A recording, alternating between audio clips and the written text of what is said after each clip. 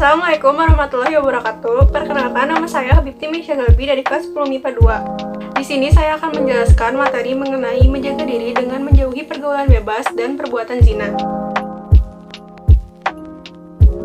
Yang pertama, ada dalil mengenai larangan pergaulan bebas dan perbuatan zina yang ada pada surat Al-Isra ayat 32. وَلَا تَقْرَبُوا الزِّنَا إِنَّهُ كَانَ فَاحِشَةً وَسَاءَ سَبِيلًا. Yang artinya, dan janganlah kamu mendekati perbuatan zina. Zina itu sungguh suatu perbuatan yang keji dan jalan yang buruk. Ayat tersebut berisi tentang larangan mendekati perbuatan zina, karena zina adalah perbuatan yang keji dan jalan yang buruk. Zina sendiri adalah persetubuhan antara laki-laki dan perempuan yang tidak memiliki ikatan perkawinan yang sah. Nah, jadi perbuatan apa aja yang mendekati zina? Yang pertama adalah pergaulan bebas yang tidak terikat oleh aturan norma atau agama. Lalu yang kedua, mendekati tempat yang dapat merangsang nafsu syahwat. Lalu yang ketiga, melihat aurat dan menghayalkannya. Keempat, melihat film atau tayangan media yang mengandung syahwat. Dan yang terakhir, membaca bacaan yang mengandung unsur-unsur yang dapat merangsang nafsu birahi. Nah, selanjutnya ini ada cara-cara untuk melihat seseorang apakah seorang ini pernah melakukan zina atau enggak. Nah, yang pertama, menghadirkan 4 orang saksi. Nah, syarat untuk jadi saksi-saksi dalam masalah perzinahan itu harus laki-laki, terus juga harus adil, terus juga harus memberikan keterangan waktu, tempat, dan melihat dengan mata kepalanya sendiri. Yang kedua, yaitu ada pengakuan dari seseorang yang melakukan zina tersebut. Kayak ngaku gitu, ya aku berzina. Nah, syarat dari orang yang mau ngaku kalau dia berzina itu, dia harus balik dan juga harus berakal.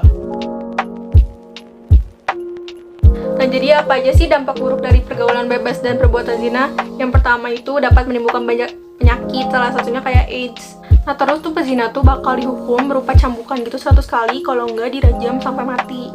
Terus juga dapat hukuman sosial dari masyarakat, karena pasti bakal dikucilin sama masyarakat. Nah, selanjutnya itu merusak dan mengaburkan hubungan nasab. Jadi keturunan yang sah itu menurut Islam itu anak yang dilahirkan dari hasil pernikahan yang sah. Sedangkan kalau anak hasil zina itu nasabnya nggak jelas. Nah, terus yang sedihnya itu akibat dari perzinahan itu bakal merusak masa depan anak. Jadi anak-anak hasil perzinahan gitu bakal ngerasain tekanan psikologi, soalnya dia tidak memiliki identitas ayah yang jelas. Terus juga dampak buruk dari perzinahan ini tuh bisa menimbulkan dosa yang lebih besar lagi. Misalnya kayak ngugurin kandungan, kalau nggak ngugurin anak hasil perzinahan, kalau nggak membunuh perempuan yang hamil gara-gara perzinahan, atau enggak bunuh diri gara-gara malu. Selanjutnya ada hikmah dari pengharaman pergaulan bebas dan perbuatan zina. Yang pertama tuh menjaga harga diri, kehormatan, martabat, dan kemanusiaan. Terus menjaga keturunan agar terhindar dari ketidakjelasan nasab. Terus juga menjaga diri dari penyakit yang ditimbulkan dari perbuatan zina, kayak AIDS dan HIV.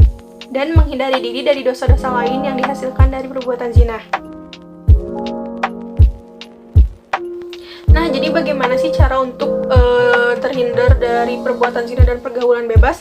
Yang pertama itu berpakaian yang menutupi aurat, sopan dan rapi. Karena dengan berpakaian yang menutupi aurat dan sopan ini, martabat kita bakal terjaga. Terus yang kedua gitu, berteman dengan orang yang soleh. Karena orang yang soleh pasti akan mengajak ke jalan yang benar dan saling mengingatkan untuk tidak berbuat maksiat. Terus juga menjauhi tempat-tempat maksiat yang dapat memberi peluang untuk melakukan zina. Terus juga hindari perilaku yang menjurus pada perbuatan zina, kayak pacaran, terus berduaan di tempat sepi, berciuman, berpelukan. Soalnya kalau kita udah menjurus ke hal-hal tersebut tuh kemungkinan untuk kita berzina tuh lebih besar. Nah, ini yang paling penting, mengisi waktu dengan kegiatan yang positif. Bisa dengan baca buku keislaman, menghadiri majelis taklim, terus aktif dalam organisasi remaja masjid. Yang positif-positif deh, soalnya kalau misalnya banyak waktu yang kosong terbuang cuma diem aja, itu bakal kepake buat berhayal-hayal yang gak baik.